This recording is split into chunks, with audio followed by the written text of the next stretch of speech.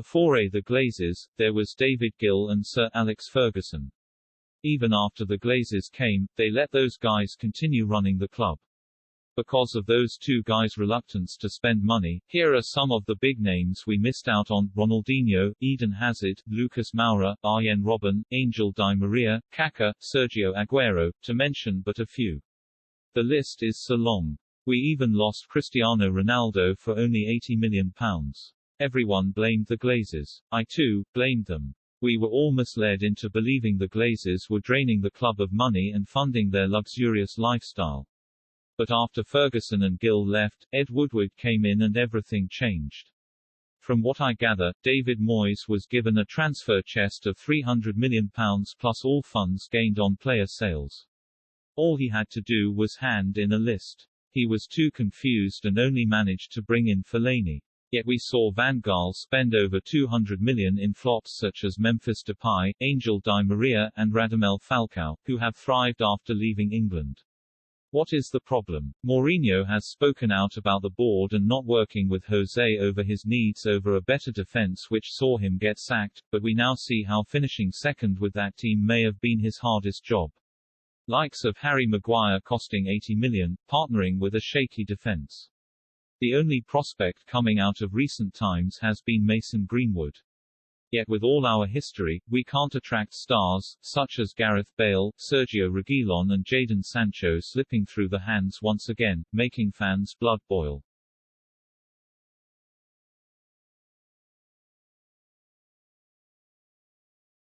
Boomchenka, it's the Flying Pig here with another video for you. Today it's 5 reasons to hate the Glazers, as if you didn't have enough already. If you can think of any more, get them in the comment section. For now, chuck a like on this video, let's get stuck into this. Hate the Glazers, love United, Glazers out.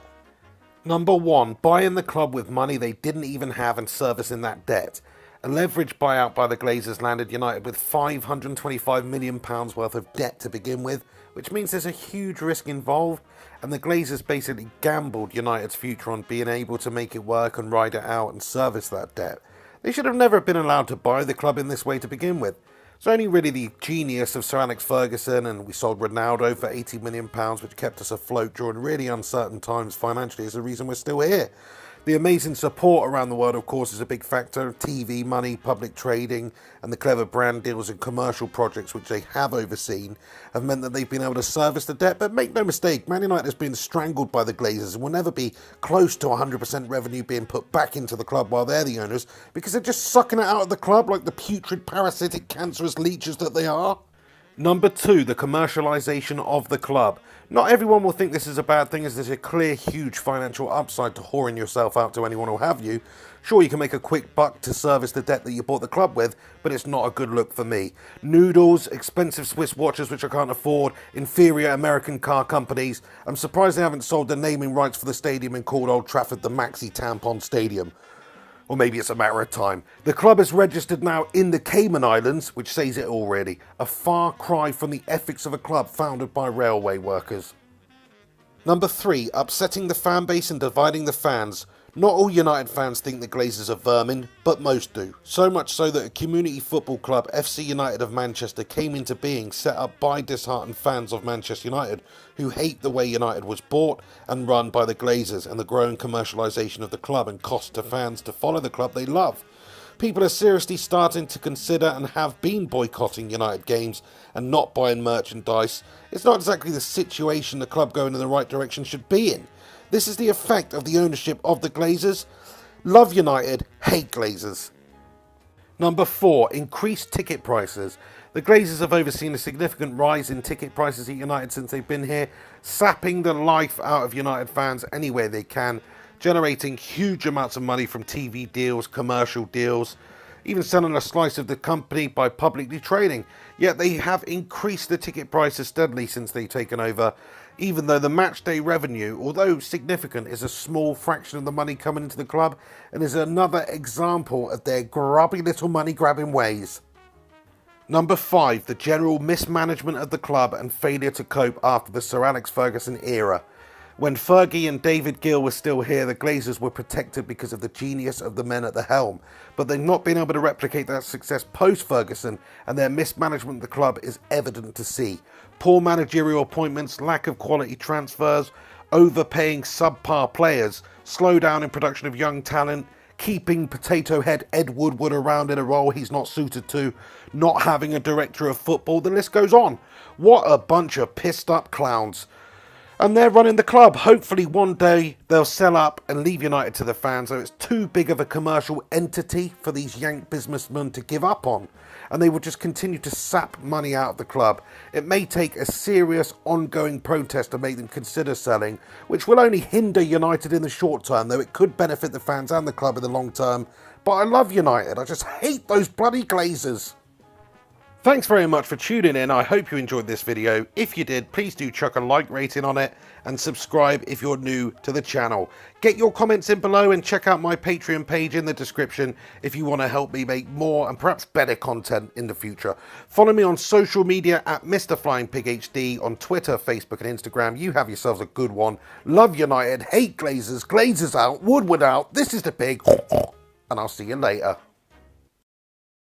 Manchester United have famously had a youth team product in the first team squad since October 1937, however, that statistic papers over the cracks of what has become an ailing production line. The club's youth system has been surpassed by neighbours Manchester City, and currently appears rudderless following the departure of key figures. According to journalist Andy Mitten, United have become complacent in recent years.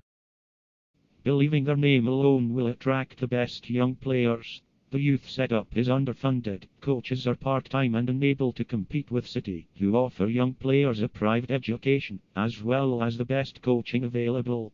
Believing their name alone will attract the best young players. The youth setup is underfunded, coaches are part-time and unable to compete with City, who offer young players a private education, as well as the best coaching available.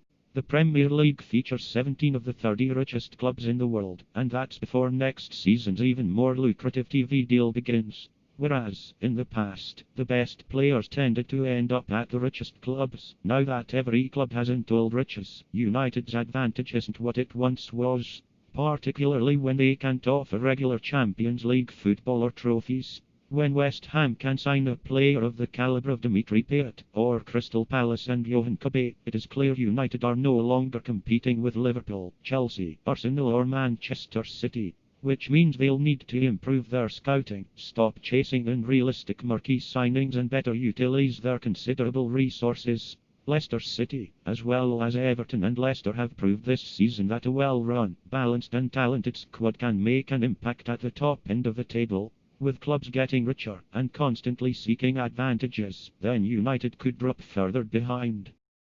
Sir Alex Ferguson's United were renowned for their winning attitude in the dressing room. He was also known for his no-nonsense attitude, and he was quick to get rid of any dissenting characters. Gary Neville told the Soccer Science Conference last year, "When I was playing you always had three groups: the Guardians, the middle group and the younger ones.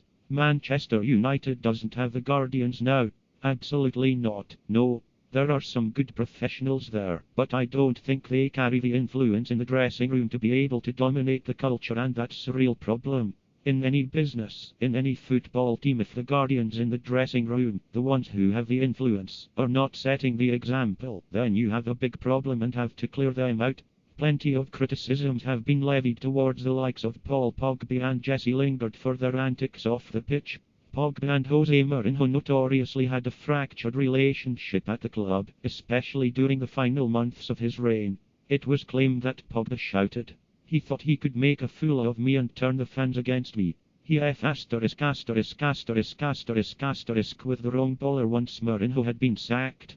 Michael Carrick reportedly had to intervene and remind Pogba that no one is bigger than the club.